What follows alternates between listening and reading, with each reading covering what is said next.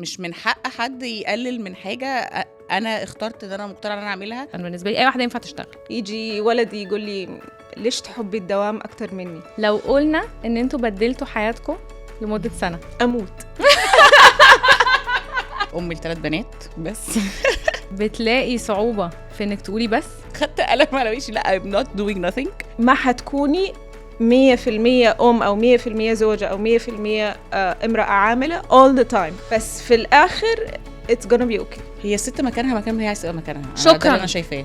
مكانها بيت لو هي عايزة، مكانها شغل لو هي عايزة، مكانها فوق الترابيزة هي حرة. بس لو الولاد في المدرسه انا بقعد اعمل ايه الصبح؟ يختار واحدة عندها طموح، عندها أشياء تحققها في حياتها المهنية. لما تعملي ايه في حياتك تقولي انا كده نجحت كنسرين؟ ده سؤال تريكي بما إني ما بشتغلش. إني أكون I set a good example إني امرأة سعودية مصرية. واحدة من بناتي كانت كده لما مش فاكرة كنا بنتكلم إيه، بتقولي لا عايزة I want to do nothing like you. أنا ما حكون أم كويسة إلا وأنا محققة الأشياء اللي أنا أبغاها. هما الولاد هيلموكي كده كده، اه وعشان كده مهم تعملي اللي مريحك انتي. ماما I want to invite you على عيد ميلادي، لأنك ما أنت عارفة إنه عيد ميلادي next weekend. كل حاجه لازم تبقى بيرفكت، ما انت فاضيه. مهمه قوي ان كل واحده تدرك انا قدراتي ايه.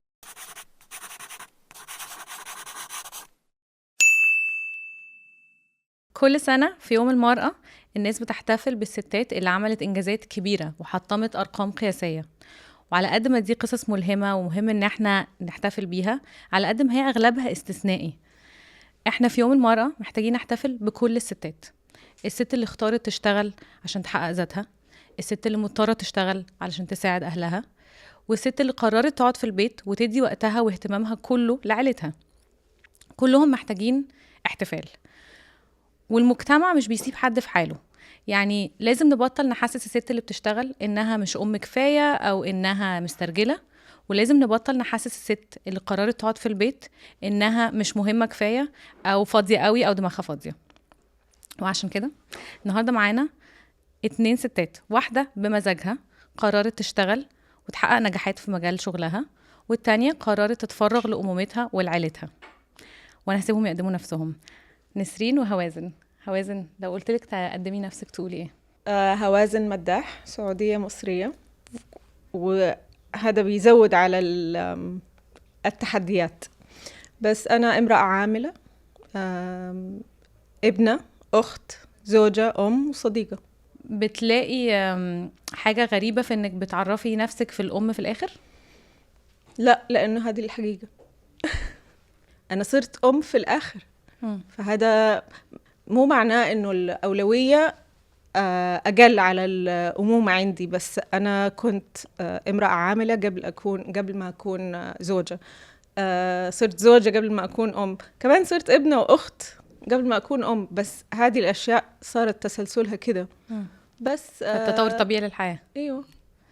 نسرين، لو قلت لك تعرفي نفسك تقولي ايه؟ نسرين أم ل3 بنات، أم البنات. و بس.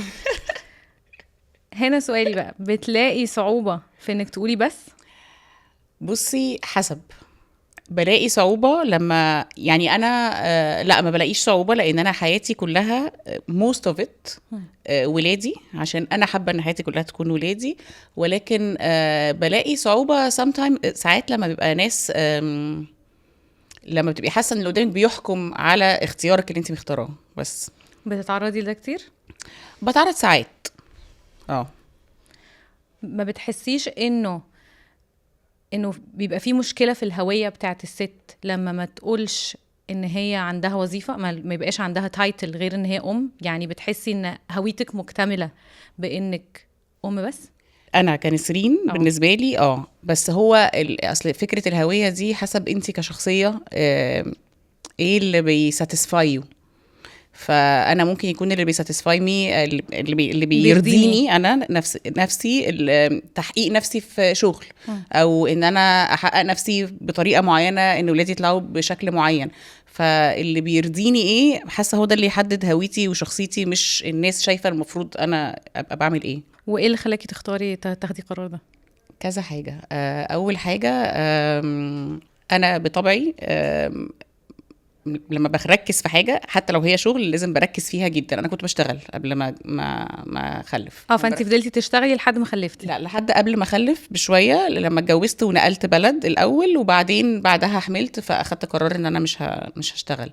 فكنت بشتغل قبلها. انا لما بعمل حاجه حتى لو ولادي بقرر ان انا اركز فيها، يعني I give it my all. فانا طبعي انا كشخص ان انا بحب اركز في الحاجه اللي بعملها، وما بحبش ابقى متشتته. مش بس متشتته، مش من الناس، انا مش من الناس اللي هفصل مثلا هطلع اشتغل فهفصل فهرجع اعمل امهات كتير بتشتغل بتقدر تعمله انها بتقعد ساعه احسن من ال 24 ساعه اللي انا قاعداها فيهم مع اولادها، تعرف تدي كواليتي تايم. انا مش من الناس دي، لا. انا من الناس اللي هطلع هجيب معايا الباجج والستريس بتاع الشغل في بيتي، مش هعرف ان انا ابقى قاعده مركزه في الحاجات اللي انا عايزه اعملها لهم والحاجات اللي انا عايزه اديها لهم والتفاصيل اللي انا ببقى عايزه اركز فيها جزء عشان بتتكلمي على الهويه، جزء انا كمان شخصيتي. انا مش بس بعمل كده عشان ولادي، انا بعمل كده عشان نفسي. بعمل كده عشان انا في حاجات معينه ما ببقاش عايزه امس لما بتحصل، عايزه اشاركهم فيها حتى لو هي بالنسبه لهم هايفه او مش عايزين يبقى موجوده فيها. بس اوكي، نرجع لهوازن. الام اللي هو سؤال المليون دولار اللي بنقول عليه، الام اللي بتشتغل بتحقق توازن ازاي؟ في حاجه اسمها توازن؟ يعني هل الحياه ينفع تبقى بالانس متوازنه وتقدري تدي لكل حاجه حقها وانتي ست بتشتغلي؟ مو دايما and it's okay، لانه في اوقات حنركز على 2-3 اشياء، في اوقات حنقدر نركز على بس شيء واحد. فإتس اوكي، يعني حسب المرحله ايش حقدر اركز عليه. يعني اولادي وزوجي ده الاسبوع اهم من شغلي، فانا حاسوي ترتيباتي على ذا الاساس. بس في اسبوع انا محتاجه اكون على سفر مع الشغل، فحكون حتكون أولوياتي تختلف. كمان التواصل جدا مهم، التواصل مع الأولاد، مع الزوج، مع الناس اللي حتدعمني في دي الفترة اللي أنا ما حكون موجودة فيها. managing expectations، سواء التوقعات حقتي أو التوقعات من الناس اللي حتستقبل الوقت حقي أو الدعم حقي أو بس هي النهارده زي ما كانت نسرين بتقول مثلا اغلب الستات هتشتغل. انا مش بقول كده، انا بشتغل فمش بقول كده، بقول لك ما ينفعش تعملي كده. بس اغلب الستات هتشتغل، هتروح البيت حتى في الاسبوع اللي انت مش مسافره فيه وبتشتغلي وبتروحي الشغل وبترجعي بالليل مرهقه.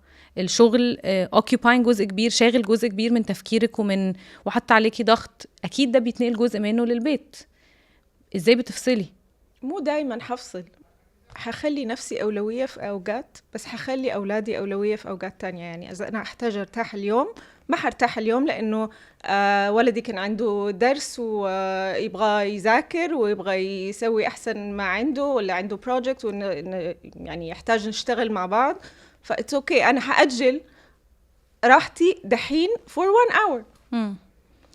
أو حقول إنه ماني قادرة اليوم، انت سوي لحالك، او حطلب مساعدة من زوجي، او نسوي ترتيبات اخرى. يعني مو it's not one solution for everything. ما بيجيلكيش اوقات ساعات انه اعتقد ان دي بتيجي لاغلب الامهات اللي بتشتغل تقولي لا it's too much، انا كنت محتاجه اركز مع الولاد اكتر من كده، او لا محتاجه افصل واقعد معاهم بس ما كانش مفروض ابقى بعمل كل الحاجات دي في نفس الوقت؟ اكيد يجيني ده الاحساس، بس ارجع وافتكر انه أنا بسوي ده لنفسي قبل أي أحد. قد إيه مهم إن الست تفكر في نفسها كمان، وزي ما هي بتفكر في عيلتها وبتفكر في أهلها وبتفكر في ولادها أنا جدا مهم بالنسبة لي، لأنه أنا ما حكون أم كويسة إلا وأنا محققة الأشياء اللي أنا أبغاها.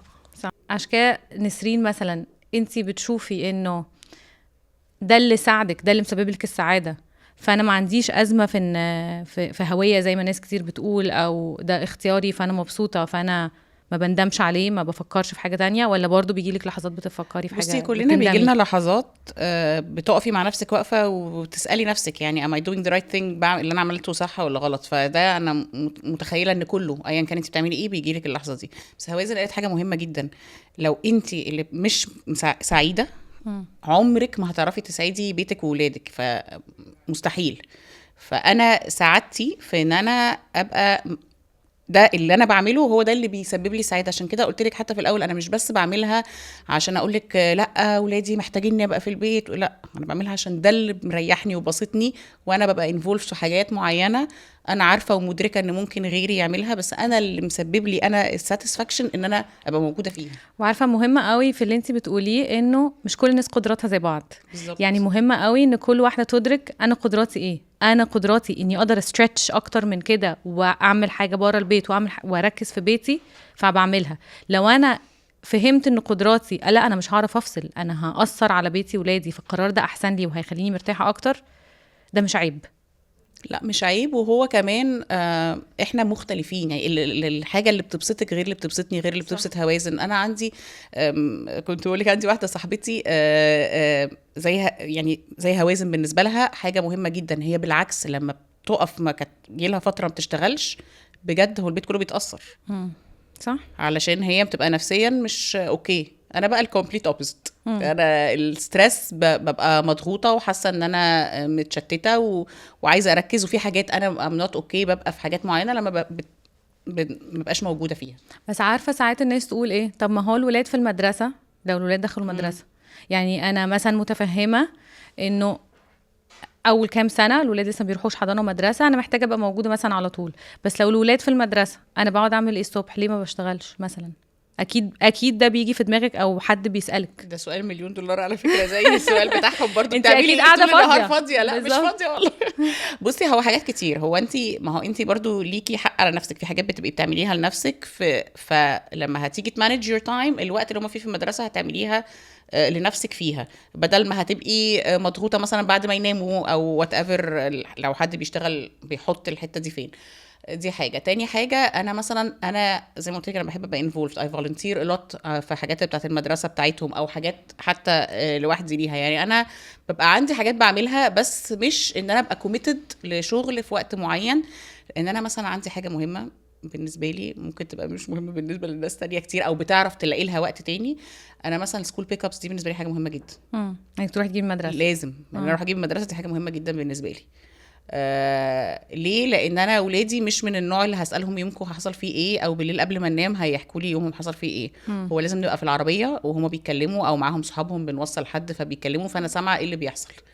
فدي حاجه مهمه بالنسبه لي. انا عارفه ان انا اي ويل كومبرومايز لو اشتغلت، وعارفه انه عادي ياما ناس كتير بتعملها بس مثلا بيعرفوا ياخدوا المعلومه بطريقه تانية. بس انا هي دي الطريقه اللي انا بلاقيها احسن طريقه بالنسبه لي وبالنسبه لبيتي وبالنسبه لاولادي. عارفين ابقى عارفه بالظبط ايه اللي بيحصل في يومهم من غير ما يبقى فيه اي اسئله اوكورد او عملتوا ايه النهارده او يومك كان عامل ايه النهارده او كده. معلش عندي سؤال، انت مامتك كانت بتشتغل؟ مامتي كانت بتشتغل. وانت مامتك كانت بتشتغل؟ في الاول لا، بعدين صارت تشتغل، بعدين جلست في البيت تاني. فتقريبا انتوا عكس امهاتكم شويه. ممكن. يس. interesting. بس انا اتفق مع نسرين انه كان صعب انه انا اكتشف كيف اسوي الحوار مع اولادي لما ارجع من الشغل. يعني هي صح انه السكول بيك اب او انه نمرهم بعد المدرسة تصير الامور اسهل. اوكي، لانه فريش وفلوينج وكده. بعد 3-4 ساعات ايش سويت اليوم؟ كويس الحمد لله.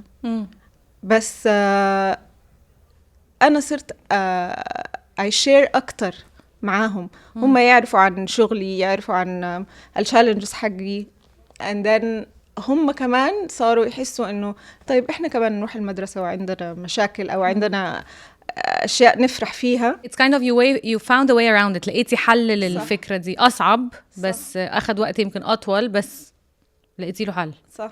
ايه المشاكل التانية اللي انتي كنتي متخيلة انه لا انا لو كنت بشتغل كانت تبقى، لو ما كنتش بشتغل كانت تبقى اسهل وبضطر اعمل فيها مجهود عشان انا دلوقتي بشتغل؟ كل حاجة اكيد لو كنت في البيت كان حيكون الموضوع اسهل، بس عشان انا برا يمكن اسوي مكالمات اكتر في نص اليوم مع الاولاد. فين صرت، فين رحت، معادك، اكلت ما اكلت، يلا اجلس غير، ادرس. بس انا متعودة على انه I can simultaneously اسوي اكتر من شيء في نفس الوقت. بس اللي صعب انه لما يكبروا ويخاطبوكي انه انت فين. لانه بتكون يعني تسلاب، لانه انا جلسه عامله حالي مهمه في الشغل وبسوي اكزامبل لاولادي ولزوجي والمجتمع كله والمجتمع والسعوديه ومصر وكل شيء، بس يجي ولدي يقول لي ليش تحبي الدوام اكتر مني؟ وكان عمره 6 سنين 7 سنين. فقلت له انه من فين جبت الكلام، يعني انا ماني فاهمه فين رايح في الكونفرسيشن. فقال لي انت ما صرتي تجلسي معانا، ما تعرفي عننا اشياء. هو كمان محسب انه انا ما اعرف عنه اشياء، لانه maybe I was not good with مع التواصل معه. بس فقلت له اكيد انت اهم، بس انا احب شغلي. فقال لي ليش تحبي شغلك؟ قلت له لانه انا احب اللي اسويه، احب اصحابي. يعني انا بكلم واحد عنده 6 سنين فأنا أحب أصحابي وأحب أروح كل يوم ومديري هو قال إنه أصحابك كلميهم في التليفون. عنده منطق، بس أنا أهم. فقلت له طيب أنا حسوي معاك ديل إنه حرجع من الشغل بدري 2 يوم في الأسبوع، بس أنت تكون مخلص كل واجباتك وكل أشيائك. هو قال أنت تعرفين ما حتقدري تسوي ده، فتحداني. يعني تخيلي واحدة وابنها 6 سنين وبيتحداها. بس صراحة هو كان صح، ما قدرت. وعملت ايه؟ I changed my job. بس كان لازم أدور على شيء يرضيني، إنه البوزيشن يرضيني، الشركة ترضيني، بس أنا كمان أرضي أولادي وأرضي زوجي. بس حتى زوجي ما اشتكى، هو الولد اللي اشتكى. بس دحين هو يقول لي إيوه كان لازم تغيري شغلك. ولدي يقول لي كده. ما كنت أشوفك وكنتي على طول باللابتوب وعلى طول ما أنتي in a good mood. وحتى لما تيجي الإيفنتس حقت المدرسة، إحنا عندنا يعني عندي ولد وبنت، فما أروح كل الإيفنتس، يعني أقسم أنا وزوجي بس. فهو قال إنه حتى لما تيجي أنتي ما أنتي معايا، بتبقي متشتتة مش مركزة. ويمكن لأنه أنا كمان في مرحلة مهنية أحتاج أثبت فيها نفسي أكتر شيء. وأعتقد جزء منها إنه الورك بليس، يعني أي شغل في العالم مش بس في المنطقة العربية. طبعا السعودية عملت إنجاز كبير السنين اللي فاتت، ولسه في إنجاز وتطور رهيب. وهنا في الخليج كله، في الإمارات وفي مصر طبعا برضو الست على طول بتشتغل. بس في العالم كله لسه المكان العمل مش مؤهل قوي للأم قد ما هو مؤهل للأب. يعني لو احنا بنقول لازم يبقى فيه مساواة، فالمساواة ان الام احتياجها علشان تدي نفس اللي بتديه في المجتمع، احتياجها في work arrangement مختلفة عن الراجل. ازاي هتقدر تعمل كل حاجة بتعملها مطلوبة منها برا الشغل وهي مطلوب منها زي الراجل بالظبط جوه الشغل؟ هي مطلوب منها اكتر منه برا الشغل. فمستحيل هنوصل للحتة البالانس المظبوطة دي طول ما شكل الشغل كده. بس نسرين، هل لو انتي الوظائف كانت بتدي flexibility، مرونة أكتر للأمهات، كان ممكن تلاقي نفسك بتشتغلي؟ مش عارفة to be very honest، مش عارفة. أصل المرونة دي برضو يعني حاسة إن أنا في حاجات. بصي انا يعني هوازن برضو ما كانت بتتكلم على التشالنجز اللي هي بتلاقيها في الشغل. انت حتى الام اللي قاعده في البيت بتلاقي تشالنجز وبتلاقي حساب من ولادها في ارياز معينه. ما كنت عايزه اقول لك، انت النهارده بتربي بنات، مش عايزه، ما بتحسيش ساعات ان ممكن يجي وقت يقولوا لك انا عايزه اتجوز؟ واحده تيجي من بناتك تقول لك انا عايزه اتجوز واقعد في البيت وحد يصرف عليا. بصي لا، مش in this context، بس انا حصل لي في around the same age بتاع ابنها ان انا واحده من بناتي كانت كده، لما مش فاكره بنتكلم ايه، بتقولي لا عايزه I want to do nothing like you. فدي برضو كانت نفس كده، اخدت قلم على وشي، لا I'm not doing nothing. فكانت اوحش حاجه بالنسبه لي ان انتي واخده الجادجمنت بقى من عندك من جوه في البيت. نفس الجادجمنت اللي هو this is not the truth. لا، وانتي بتعملي ده علشان البيت والعيله وكل حاجه تبقى احسن، وانتي بتعملي ده عشان البيت والعيله وكل حاجه تبقى احسن، بس انتي متلامه كده انت كده متلامه. وبعدين كده عندك بريشر. يعني انا بقعد اقول الام اللي بتشتغل طلعان عينها انها تحاول تبالانس، والام اللي بتشتغلش طلعان عينها جوه البيت انها قاعده في وشهم طول النهار. فانت كده احنا طالعين عينها. بس الام اللي ما بتشتغلش قاعده في البيت طول النهار دي كمان عندها تشالنج في تربيه الولاد، بتاعه ازاي اخليهم independent مثلا، ازاي ما ياخدونيش for granted، ازاي ما اخلي هي ولادي دي أكبر معتمدين على challenge. نفسهم ومش واخديني كده for granted ان انا دايما موجوده ودايما هي دي available بتبقى وممكن اعمل أكبر لهم كل challenge حاجه. فعلا. هي دي فعلا اكبر تشالنج ومحتاجه setting boundaries رهيب. اكبر مجهود احنا بنحطه في to set boundaries، انت تبقي عارفه امتى ايه. يعني بس انت انا هتلاقي نفسك ازاي لو انت على طول متاحه؟ ما هو بالظبط I'm not always available. هي دي اهم جمله. وانا ليا حق واولويه في حاجات معينه، فهم دي setting boundaries. دي حاجه من المجهود الكبير اللي احنا بنعمله. فمعلش انا توهتك back to your question بتاع لو الشغل بيدي flexibility هشتغل ولا لا. برضو مش متأكدة، لأن أنا عارفة إن أنا في حاجات معينة بحب أبقى موجودة فيها، ممكن ألاقي نفسي مش هبقى موجودة فيها لو أنا بشتغل. وسن الولاد بيفرق طبعا. المرحلة اللي احنا فيها بتفرق. يعني هي برضو في variables كتيرة قوي في الإيكويشن. بس انت هتيجي عند وقت برضو مش I'm not judging خالص هنا. احنا اتفقنا ان انا لما هسأل سؤال مش ببقى بكورنر حد، بس هتيجي في وقت الولاد دول هيبقوا كبار teenagers، وبعد كده ممكن يدخلوا الجامعة او يسافروا جامعة بره، وانت هيبقى عندك وقت كتير قوي فاضي لنفسك، لان هم الولاد بيفضلوا محتاجين اهلهم، هتفضلوا محتاجين امهم، بس الوقت اللي محتاجه تديهولهم اقل بكتير. ده لو هم اصلا ريديو يقضوا معاكي وقت. مش خايفه من اليوم ده ان انا هيجي يوم ولادي مش هيبقوا محتاجيني وانا ما عملتش حاجه لنفسي؟ خايفه منه، بس في نفس الوقت حاسه ان ممكن دلوقتي مش زي زمان في حاجات كتيره قوي. يعني دلوقتي مثلا في اوبشنز كتير تقدري تعمليها في الوقت اللي انت عايز تعمليه.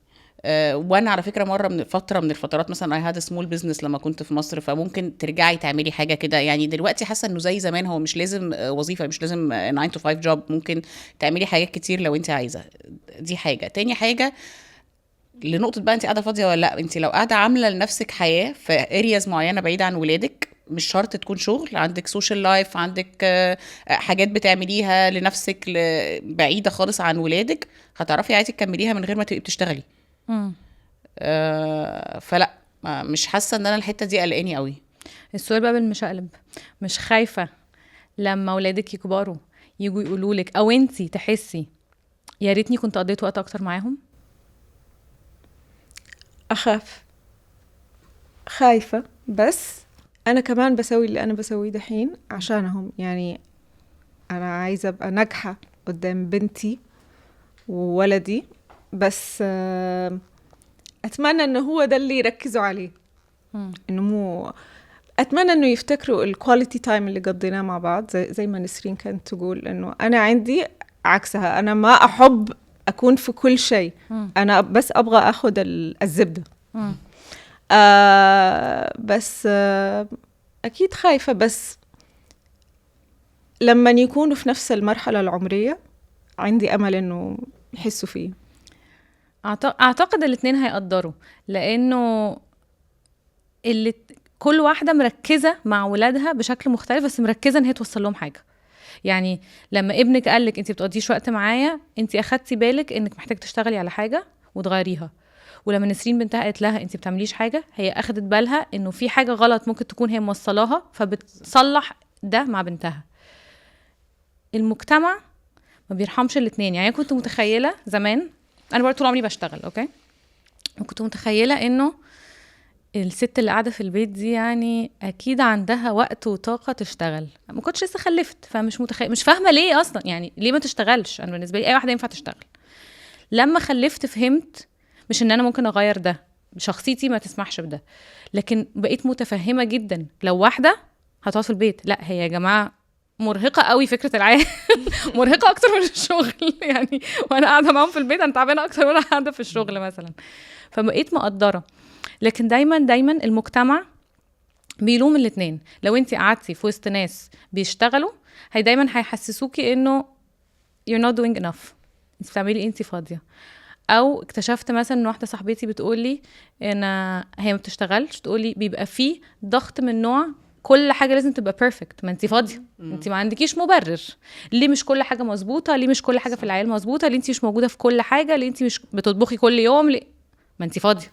لا بس مع نفس الحاجه للست اللي بتشتغل، بس الاكسبكتيشنز مختلفه، التوقعات مختلفه. انا توقعاتي من الست اللي ما بتشتغلش ان هي تدي في بيتها اكتر بكتير، وان بيتها هيبقى مثالي. لكن مفيش بيت مثالي، ومفيش تربيه مثاليه، ومفيش عيال مثاليين، ومفيش زوجه مثاليه، مفيش. حد مثالي، سواء انا بشتغل ما بشتغلش، لكن ده ضغط ان انا لازم ابقى موجوده في كل حاجه. مثلا ايه الضغوط التانية اللي ممكن الناس كلام بتسمعيه بيضايقك، او حاجات ناس قالتها لك ضايقتك، حسيتي دول مش حاسين بيا؟ انا على فكره انا بعمل حاجات كتير. ما هو بصي، انا الكونسيبت بتاع قاعده فاضيه ده اكتر كونسيبت بيبقى مجنني، وعندي الكونسيبت بتاع بصي، في some judgments بتجيلك هتطلعي ولادك independent عشان you're always there. يا جماعه انا هتطلعي independent عشان you're always سوري there. dependent عشان you're always there. مش محتاجه انك انتم يعني المشكله الناس بتجادج من بره، ما حدش عارف انت بتربي ولادك ازاي. انا مثلا عارفه انا الافيلابيلتي بتاعتي امتى، لان برضو it depends على السن جدا. انا بالنسبه لي وجهه نظري في الطريقه الابروتش بتاعي عشان تقولي بالنسبه لي احنا فين. ايوه بالنسبه يعني وجهه نظري الطريقه يعني اي ستيب باك حسب سنهم. انا عارفه ببقى موجوده امتى، وباخد ستيب باك امتى لما في سن معين في ايه في كده. لا مش هيطلعوا dependent علشان انا على طول موجوده، ولا هيطلعوا independent لو انا مش موجوده. هي كلنا بنحاول نعمل the best that we could do، وانا this is again what I enjoy. ده الحاجه اللي انا ببسط لما انا بعمل. فهي اكبر مشكله كده الكونسبشن بتاع ان انت فاضيه، او ان انت ولادك هيطلعوا متعودين ان انت على طول موجوده. بتردي لو حد قالك حاجه كده؟ حسب مين الشخص. مش بحس ان كل الناس يستاهل الرد عليهم، لان في ناس بحس ان هم بقى عندهم مشكله مع نفسهم دايما بيقولوا لي. فحسب مين ممكن. طب وانتي مامتك كانت بتشتغل، مش شايفه ان انتي ليه ما بتشتغليش؟ لا هي مش، لا هي عادي. أوكي. واختي بتشتغل she's very career oriented، بس again we're different جدا عن طريقه تفكيرنا عن بعض. تاني لو بنت مامتك جت قالت لك انا مش هشتغل، انا عايزه اتجوز واقعد في البيت وما اعملش حاجه، انتي you're okay with that؟ حسب ليه تمام؟ لا ليه ليه هتعمل كده؟ يعني محتاجين نعرف ليه. ما هي دي تشالنج على فكره برضو، لان الفاينانشال نتبقى فاينانشالي اندبندنت دلوقتي بالزبط. دي حاجه مهمه قوي انك تربي بنت. انتوا الاثنين عندكم بنات وانا عندي بنات. مهم قوي بالنسبه لي اني اربي بنت على فكره الاستقلال الماديه. تعتمديش على حد، حتى لو باباكي يقدر يصرف عليكي ما ينفعش وانت كبيره تمدي ايدك مثلا لحد يديكي مصروف مثلا. بالنسبه لي ازاي اربيها على ان الاستقلال الماديه حاجه كويسه اذا كنت انا مش مديها الاكزامبل ده؟ عشان دي واحده من التشالنجز برضو الموجوده بقى، تريد اوف بقى، حاجه قصاد حاجه. بس انت عشان كده انا ما ينفعش بالنسبه لي، ما ينفعش بنتي تيجي تقولي كده ليه. لازم ابقى عارفه ليه. طب انت ممكن هتقدري، اصل الاستقلاليه الماديه دي ممكن تيجي ان انت لو هتشتغلي مثلا الاول شويه and then يبقى عندك حاجه تبقى بتدخلك كل شويه. يعني انا ما اعرفش هتظبط بقى الفاينانسز بتاعتها هي ازاي عشان تبقى مستقله ماديا. لا الاستقلال الماديه مش معناه ان هي كل يوم في الشغل بس عندها دخل، بس ممكن يكون عندها دخل. فانا بالنسبه لي عايزه اقعد عشان هي شايفه ان دي برضو كده رفاهيه وان احنا قاعدين ما بنعملش حاجه. لا يبقى انا فشلت في النقطه دي معاهم. لكن لو عايزه بس دي حاجه في دماغك وانت بتربي انك ما تحسسيهمش ان الشغل رفاهيه. يعني ممكن ما نعملوش. طبعا لا الشغل حاجه كويسه. انا اخترت ده عشان ابقى صريحه معاكي، هي ما كانتش لغايه لما اخدت الويك اب كول من بنتي. يعني ما كانت في تقريبا 6 أو 7 سنين وجت قالت لي. يعني قبلها لا ما كنتش مركزه في النقطه دي. يعني مش مركزه ساعات ما بتركزيش برضو قوي انت. هم بيبيك اب اون حاجات انت ما بتبقيش واخده بالك منها. فبقيت مركزه من بعدها بقيتي تفولنتير وكده عشان تشغلي نفسك فتثبتي لها انك بتعملي حاجه. على طول، بس مش كل حاجه كنت بشارك. ابتديت بقى زي ما بدأت اتكلم بقى عن اشار، يعني ادخل تفاصيل حياتي معاهم، انجازاتي بقى في اليوم. لا ما كنتش بدخلهم في كل حاجه بعملها وهم مش موجودين قبل كده. وكانوا بالنسبه لي صغيرين بيقارنوا، بيقولوا مثلا دي مامتها بتعمل وانتي ما بتعمليش، او دي مامتها مش عارفه فين وانتي، ولا لسه هم مش في السن ده؟ لا هم في السن اللي حاليا هم براود ان انا موجوده معاهم. فما عندهمش مشكله. بس احنا هنيجي للسن ده بص يعني هم الولاد هيلموكي كده كده. وعشان كده مهم ان تبقي بتعملي اللي مريحك انتي. صح. لو هو في الاخر هيرفلكت عليهم، فهم كده ولا كده. لو انت مش موجوده هيلوموكي، لو انت على طول موجوده هيلوموكي. فايه بقى انت اللي هيريحك في السيتويشنز دي كلها؟ للاسف انا بقول على قد ما في ستات بتدعم ستات and women should empower women، على قد ما انا بشوف ان كمان الستات اعداء نفسهم في حاجات كتير قوي. يعني بتبقى واحده حاسه بنقص معين في حياتها، الحمد لله luckily انتوا الاثنين ده اختياركم مقتنعين بيه، فما فيش واحده حاسه ان انا بعملش والا ما كنتوش جيتوا النهارده قعدتوا القعده دي. بس في ستات كتير بتبقى حاسه ان هي مش مقتنعه قوي باللي هي بتعمله. فلما تلاقي انا مثلا قاعده في البيت بس مش مقتنعه قوي باللي انا بعمله او مش واثقه في القرار، فلما اقابل واحده زي هوازن اقول لها، احسسها انه بس انا بقى موجوده، بس انا على طول مع الولاد في تمرين، بس انت ما جيتيش تمرين المره اللي فاتت، بس انا ما شفتكيش في الحفله. ضمنيا ببقى عايزه احسسها ان انت مش موجوده قوي عشان اعوض الاحساس الناقص اللي عندي. فبحس ان الستات كمان بتحط ضغط على بعض. بتحسوا ده ولا مش بتحسوا؟ بتحسي ده؟ مرات بسيطة لو أنا مركزة. انتي مش مركزة اصلا، وده احسن. وده الاحسن. بتحسي بده نسبيا؟ بحسه ساعات، بس هو تاني عشان كده بقولك هو حسب مين اللي بيقول ايه، تعرفي تقرري هتردي ولا ما ترديش. وبعدين بتبقي عارفه ان هم عندهم مشكله مع نفسهم بجد. اللي بيقول قوي اللي بيجادج قوي كده هو عنده definitely insecurity، فبيطمن نفسه بانه يقول لي كده بنقول نفسه. طب انتي لو هتديفاين النجاح هتديفاينت ازاي؟ هتعرفيه ازاي؟ يعني انتي لما تعملي ايه في حياتك تقولي انا كده نجحت كنسرين؟ ده سؤال تريكي ما بيشتغلش. بس انا بصي النجاح بتاعي ان انا اوصل للجولز بتاعتي اللي انا عايزاها في حياتي، في ولادي وفيا. فيا انا اللي هو انا اوصل لدرجه محدش طبعا سعيد وراضي في حياته 100%، بس يعني اوصل لاقرب حاجه انا متخيلها لشكل لحياتي فيه، وان ولادي يطلعوا بطريقه معينه ولادك كده كده هيمشوا at one point ومش هيرجعوا ليكي، بس نفسي يبقى في relationship معينة ما بيننا بطريقة معينة. دي لو حصلت احس ان انا نجحت. ودي على فكرة اللي مخليه باباهم involved برضو، ان احنا عندنا تخيل شكل معين نفسنا ان اولادنا يبقوا البنات يعني نوصل بيها ليه. مش عايزينهم يبقوا معانا طول الوقت obviously لان الحياة احنا مش مع اهلنا برضو، بس في ليفل معين لو وصلت له احس ان انا كده نجحت. وجوزك رأيه ايه في الشغل او عدمه؟ ليه سايف الموضوع ده ولا كان سايبك كومبليتلي؟ لا هو سايبني كومبليتلي. اوكي سايبني كومبليتلي، شايف اللي يريحك. لو حاسه ان هم كبروا محتاجه طيب تغيري، لو انت مش ساتيسفايد هو مش فارق معايا whatever makes me happy. دي اهم حاجه. نفس الحاجه. ايه ازاي ايه اللي لو هوازن عملته تقول انا نجحت؟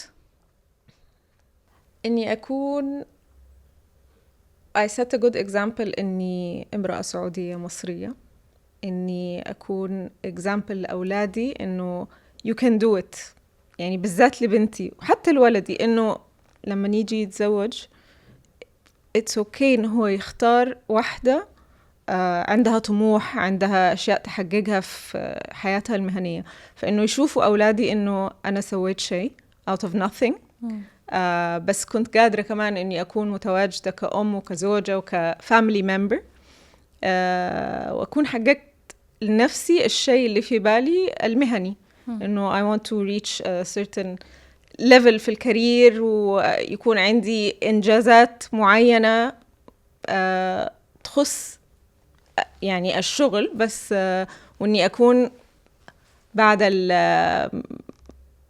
عمر طويل انه اولادي يرجعوا لي لما يكونوا عندهم استشارة، هم يشوفوا انه ايوه عندها خبرة في الحياة في الشغل،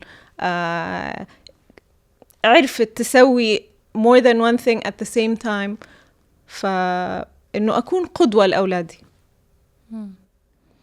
لو ده اتحقق تبقي حاسه انك نجحتي.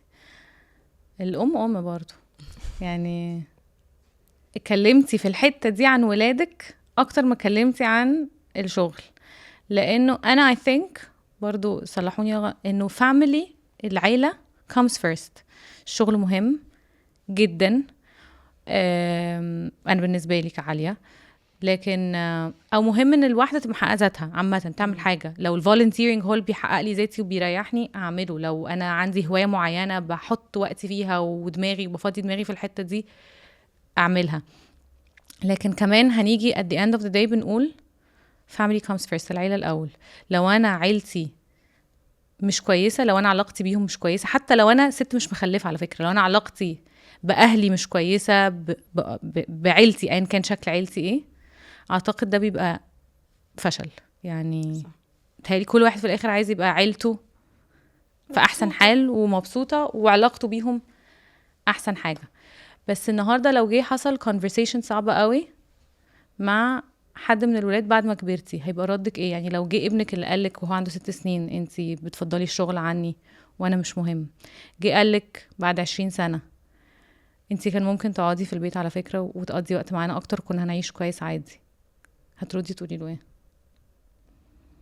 هقول له بس كنت هخسر نفسي وانت ما كنتش هتبقى عايز ولا شيء غير بس لانه انا ما كنت حكون a good example لو بس كنت لو كنت بس قضيت وقت معك عشان كنتيش تبقي سعيده. صح. نفس الحكايه نسرين، لو بنت جت قالت لك كان المفروض عملتي حاجه لنفسك، انت قاعده ما بتعمليش حاجه، انت فين؟ انا موجوده، انا بعمل حاجة. ما هو هرد عليها الرد بالعكس، انا what defines me مش شرط يكون شغلي. what defines me اللي يخليني مبسوطه، مش ده اللي كان هيخليني ابقى مبسوطه. كل واحد عايز تبقى مبسوطه. اتمنى ان كل الناس تبقى انت مش مبسوطه، مش هتعرفي تبقى قدوه زي ما هي بتقولك لاولادك، مش هتعرفي تبقي تربي ولادك عندهم حتى هم ايموشنال ستابيليتي، مش هتعرفي. بتحسي باي بيرن اوت ات سام بوينت، تحسي انك مرهقه جدا مع انك ما بتشتغليش؟ عشان ما بصي، اصل دايما الست اللي يعني اللي هيتفرج هيبقى فيه بيشتغل فهيريليت اللي هوازن بتقوله، هيبقى فيه ما بيشتغلش فهيريليت اللي انت بتقوليه. بس انا كواحده مثلا على طول بشتغل، مش عارفه ايه اللي ممكن يبقى مرهق قوي بالنسبه للست اللي قاعده في البيت وما بتروحش شغل. ايه اللي ممكن يبقى مرهق؟ لا، هو كل حاجه بتبقى مرهقه. هي كل حاجه بتبقى مرهقه. هو اليوم بيبقى اندلس من ساعه ما بتصحي لحد ما بتنامي، في مليون حاجه واتس فيري هارد تو تشالنج. واجان حسب عندك ولاد قد ايه وسنهم قد ايه، بس هي لا، هي حاجه مرهقه. هي حاجه مرهقه، وانت يوست الجولز والكرايتيريا بتاعت اللي انت بتعمليه، عايزه تعملي ايه وعايزه توصلي لايه في يومك. فلا، هي ما بتبقيش قاعده ما بتعمليش حاجه، هي بتبقي قاعده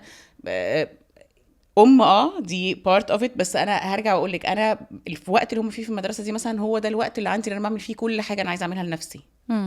مش ان انا قاعده ما اعملش حاجه، بس ان الحاجات اللي انا عايزه اعملها لنفسي this is the time I choose ان انا اعمله فيهم، عشان في وقت تاني انا ببقى خلاص معاهم في حاجات تانية. بس فلا، بيجيلك بيرن اوت وبيجيلك انهيارات وبتنهاري وساعات بتقولي يا ريتني اشتغلت واطلع شويه وارجع تاني. انت عارفه ان في حلقه عملناها على، بس كان معايا سايكولوجيست، وقالت ان في حاجه اسمها احتراق منزلي، بيرن اوت، للست اللي بتقعد في البيت. لانه ودي حاجه ناس كتير انا ما كنتش عارفاها وناس كتير مش بتفهمها، انه دايما احنا بناسوسيت بنربط الاحتراق بان انا بشتغل فانا اكيد محترقه، ما انا طول النهار بقى بعمل حاجات وكمان لكن قالت لي ان الاحتراق المنزلي بيجي لما الست تبقى في لوب مش بتتكسر، تبقى في دايره اللي هو بتنام فيه بتصحى فيه زي ما بنقول، اللي بتنزل الشغل بتفصل، فعندها حياه تانية بتفرغ فيها طاقه. لكن اللي قاعده في البيت بيجي لها احتراق، ممكن يجي لها اكتر من واحده بتشتغل، لان هي ما بتكسرش الحلقه دي، غير لو بتعمل زيك وبتحاول تشغل وقتها، تلاقي لنفسك حياه. بالظبط. بس اجان بقى لو واحده بتشتغل ما عندهاش بقى الوقت اللي عند نسرين ده اللي بتعمل فيها كل حاجه اللي بتحبها. الشغل ده بتحققي فيه ذاتك، بس اكيد في جزء حاجات انت عايز تعمليها مش عارفه تعمليها، بيجي على حساب ايه؟ لانه مش ممكن نقول انه الحياه بالانسد 24 ساعه. لا طبعا. بيجي على حساب ايه؟ اجين ساعات يجي على حسابي. ساعات يعني ايه يجي على حسابك؟ يعني I don't have time to go and do my hair and get my nails done, it's okay. يعني ساعات يجي على حساب أصحابي، إنه الحياة أولويات، والأولويات تشفت بس ما هي ثابتة. يجي على حساب إنه I want to read شوية, I want to watch something on TV, بس خلاص يعني I gave all my energy at work, وفي البيت والأولاد خلاص صار معاد نوم, يبغالي أصحى الصبح. بس يعني نسيت القعدة على الكنبة في التلفزيون. جوزي سؤال لي هنتفرج على ايه في رمضان, فرصت له حاجة بتاعت 10 مسلسلات. امتى؟ قال لي بيقابليني. عندي 2 كمان, واحدة عندها 4 شهور وواحدة عندها 2 سنين, فالاتنين أطفال قوي, فما فيش أصلا فرصة لأي حاجة. اتفرجت على مسلسلين لحد دلوقتي. بس هستنى بعدين هسوي شيء كبير ليا, يعني هطلع a trip with my friends on my own. بتعوضيها كده بالضبط. فهو برضو عشان نعرف البالانس, انتي بتشوفي البالانس ازاي؟ periods, مو كل يوم phases. ايوه, مو كل يوم هسوي البالانس.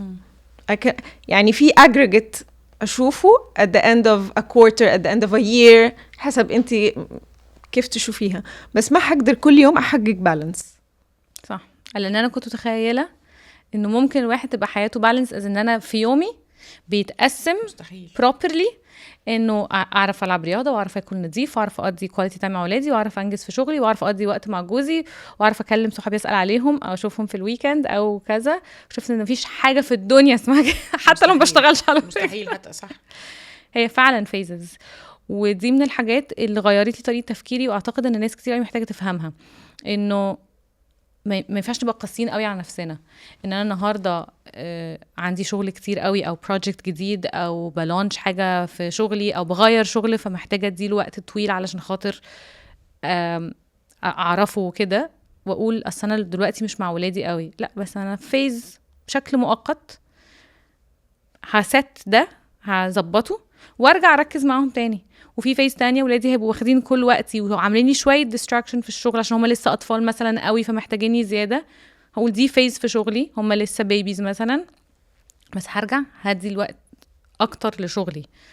ف مهم قوي ان الستات تعرف البالانس مظبوط، انه البالانس انا مش كل يوم في حياتي بالانسد. البالانس ده انا بفكر نفسي بيه، اللي هو انا لو لقيت نفسي انجريت في الاتجاه ده ارجع اقول لا، انا حياتي كده فقدت توازنها، لازم اخد بالي من صحتي. مهم يكوميونيكيت انه دي الفترة انا حكون مركزة على 1 2 3 لأهل البيت. لانه انا sometimes I'm a victim of انه I did not communicate. يعني انا كنت راجعة من السفر شغل و next weekend عيد ميلاد بنتي. صار لي اسبوعين بحجز وبسوي orders وبعمل invitations وكده وهي ما هي عارفة.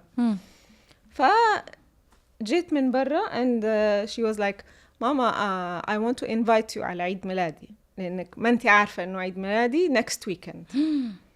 طبعا again a slap، بس قلت لها انه انت عندك حق، انه انا ما قلت لك انه انا سويت لك كل شيء from the background، وانه انا وانا مسافرة still عندي تواصل انه انا حسوي كل اللي تبغيه. بس فقالت لي بس انا قلت اقول لك لانه يعني احب انك تكوني معانا في ذا العيد ميلاد. عندها كم سنة؟ 4. بس ف sometimes you're very busy، بس اهم شيء التواصل، انه دي الفترة عيد ميلاد بنتي حيكون مهم، فانا لازم اقول لها انه انا سويت لك كذا، وانتي قلتي لي قبل كده انه تبغي إلسا كب كيكس ما ادري ايش، انا سويت لك كل ده. بس انا كنت فاكرة انه انا حسوي لها birthday، مو سربرايز، انه اكيد طبيعي انه انا حسوي كل شيء. بس مو طبيعي عشان هي في راسها مامي دي مشغولة قوي. exactly. بس هي مش عارفة ان في الباك جراوند هي مامي عملت كل حاجة اصلا. exactly. بس فالتواصل مع أصحابي إنه سوري دي الفترة أنا مرة مشغولة مع أولادي ومع زوجي ومع شغلي. لا، ما أنا عارفة. خلاص صحاب أصلا بس ما شوفهاش خالص. بس أنت كمان ما تاخدي الكوميونيكيشن، يعني أنا ما أقول لك إنه سوري أنا مشغولة، إنه هوازن بس اختفت. طب نتكلم بعد لا بس مهم إنه حتى في الشغل إنه دي الفترة أنا حكون مركزة على projects 1 2 3، لأنه عندي personal concerns على أشياء لازم أهتم فيها. فلازم تعرفيهم. لو قلنا إن أنتوا بدلتوا حياتكم لمدة سنة، أموت. نسرين أموت. ما كملتش السؤال. غير ما كمل السؤال. ما كملتوش. طب كمل. مستحيل. لا. انت جربتي فتره لما نقلتي من مصر لدبي؟ انت في الاول كنتي في مصر في فتره وانت مع جوزك وكنتي بتشتغلي هناك ونقلتي هنا كانت شهور يعني شهور. بس نتضارب يعني انه انا ايش دوري، انا ايش، انا يقولوا لي ايش اسمك ايش تسوي، اقول لهم هوازن. بس ده اللي خلاني اسالك في الاول بتتضايقي من بس دي ولا لا، لان انا كمان زيها على فكره بتضايق من بس دي. انا كان عندي مشكله ان انا في فتره ما كنتش بشتغل فيها كنت بحاول ما اقابلش ناس ما اعرفهمش عشان مش عايزه حد يسالني انت بتعملي ايه، فاقول له انا مثلا لسه مخلفه. بس دي كانت عندي مشكله، مع ان اجان عشان برضو ما حدش يفهمني غلط، انا مقدره جدا يعني ايه ان التربيه صعبه وانها فول تايم جوب وانها مرهقه جدا، ومرهقه ممكن تكون اكتر من وظائف كتير لو ما كانتش اكتر من كل وظائف، بس it's not for everyone، مش كل حد. بس يعني حتى لو عندي شغل that's not very demanding بالنسبة لي أحسن من إنه ما يكون عندي صح. عندك أي حاجة. شغل. لو انتي في مكان هوازن سنة شغل في مش كوربريت عارف. في وظيفة كبيرة في بوزيشن كويس وديماندنج جدا وعندك تيم وعندك ناس بتريبورت ليكي و very I busy can't. هيبقى شكل حياتك عامل ازاي؟ هتعملي ايه؟ ما هبقى متعصبة طول الوقت. مش هعرف. مفيش واحدة فيكم قالت هجرب لا مش هعرف يعني عشان هتلاقي واحدة عارفة نفسها مش عارفة عشان يمكن كل واحدة تلاقيها عارفة ايه وعشان كده مش عارف. لا مش هقدر. مستحيل. مش هقدر. اولا خلينا نقول الاول مفيش صح وغلط في ان ست تقرر تقعد في البيت او تقرر تشتغل. الغلط ان انا مبقاش سعيده ومبقاش بعمل حاجه ترضيني او ان انا الاقي نفسي عشان ارضي اللي حواليا نسيت نفسي ما بعملش ده ليا بعمله اللي حواليا بس. فايا كان الاختيار مهم قوي انه كل واحده تختار اللي بيريحها. طبعا في ناس ما عندهاش رفاهيه الاختيار والناس اللي ما عندهاش رفاهيه الاختيار ومضطره مثلا غصب عنها تشتغل ومش ده اللي هي عايزاه هي برضو بتعمل حاجه عظيمه جدا عشان ما حدش يفهم حاجه غلط.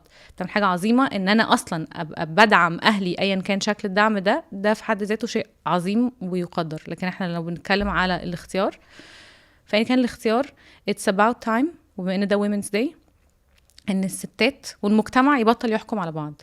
لا الست اللي قاعده في البيت دماغها فاضيه وما بتعرفش حاجه في الدنيا غير ان هي تطبخ وتربي العيال ولا الست اللي بتشتغل مش وما تعرفش حاجه عن عيالها. دي كان بقالها اسبوعين بترتب العيد بس وبنتها ما تعرفش ف ما ينفعش لانه بصراحه انا كنت متخيله ان احنا مخلصين الكونفرسيشن دي من زمان يعني دي مش حاجه اصلا المفروض نتكلم فيها في الزمن ده. وبعد ما عملت البودكاست ده اكتشفت ان دي مشكله كبيره في المجتمع وكان بيجي لنا باكلاش كتير وكومنتس كتير وحشه على الحلقات اللي بنتكلم فيها عن الشغل من الطرفين اللي يقول لك الست مكانها البيت بوظتوا الست لحد النهارده وخلوتوها تشتغل وهي مش المفروض تشتغل. هي الست مكانها مكان ما هي عايزه تبقى مكانها. شكرا. انا شايفاه مكانها بيت لو هي عايزه مكانها شغل لو هي عايزه مكانها فوق الترابيزه هي حره. وهو ده الامباورمنت هو ده التمكين. تمكين المرأة معناه ان الست تختار اللي مناسب بالنسبة لها ايا كان اختيارها هي اللي هتدفع ثمنه وتتحمل النتيجة. فكل سنة وانتم طيبين بمناسبة رمضان.